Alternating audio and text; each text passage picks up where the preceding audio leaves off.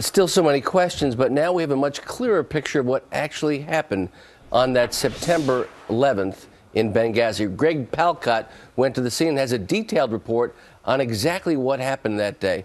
Greg Palcott. September 11th, around 10 p.m.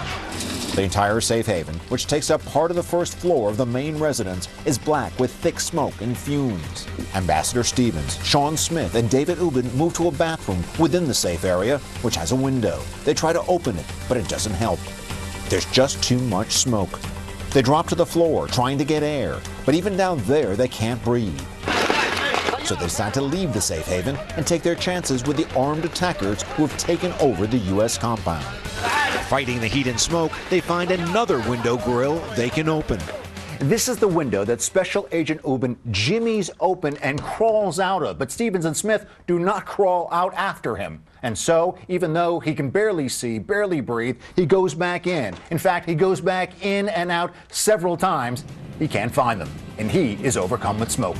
Ubben struggles up a small ladder to the roof of the building and collapses. He radios the other agents. Another U.S. agent in full combat gear emerges from the Tactical Operations Center. Throwing a smoke grenade to hide his movements, he moves to the small residence and gets the two agents holed up there out. The three then get into an armored vehicle parked nearby and drive the short distance to the large residence.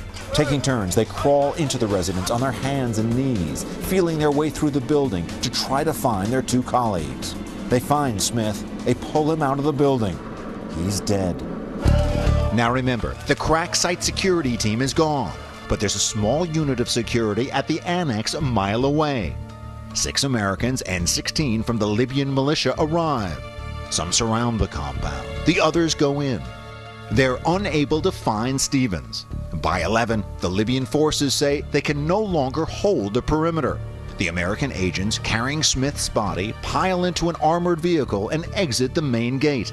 They head for the annex about a mile away. The crowd fires upon them and throws 2 grenades under their vehicle. They take direct fire from AK-47s from about 2 feet away. Despite 2 flat tires and heavy damage to their vehicle, they keep rolling.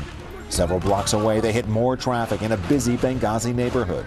The car careens over the middle divider, pushes forward against opposing traffic, and finally makes it to the annex and again hoped for safety. Sometime after midnight, back at the mission, looters enter the building and find the body of Stevens slumped on the floor. Although they don't know who he is, they drag him out through a window.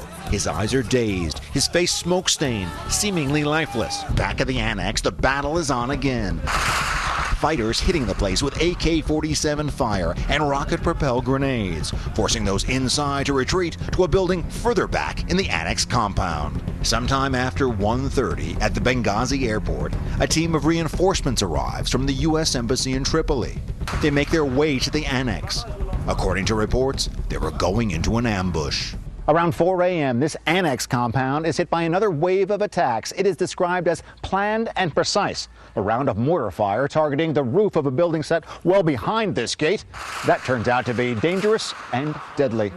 Killed in that attack, 2 security personnel, Glenn Doherty, 42, and Tyrone Woods, 41, both former Navy SEALs. Badly injured, Special Agent David Ubben, the same man who struggled valiantly to save the lives of Ambassador Stevens and Information Manager Smith. The fighters are repelled. The annex, reportedly a base of operations for sensitive intelligence work tracking militants in eastern Libya, is secured, and a decision is made to evacuate the whole enterprise. That was helpful from Greg Palcott. Was helpful for me to understand the spatial relationship between the annex and the consulate. I never really had gotten that. It's some of the most harrowing, haunting images I've seen in a while on anything. And now Fox News reported yesterday that CIA operatives were told to stand down at least 3 different times when they wanted to go to the help of their colleagues. Yeah, we'll be talking about that. Yeah, we'll have much more on that coming up a little bit later in the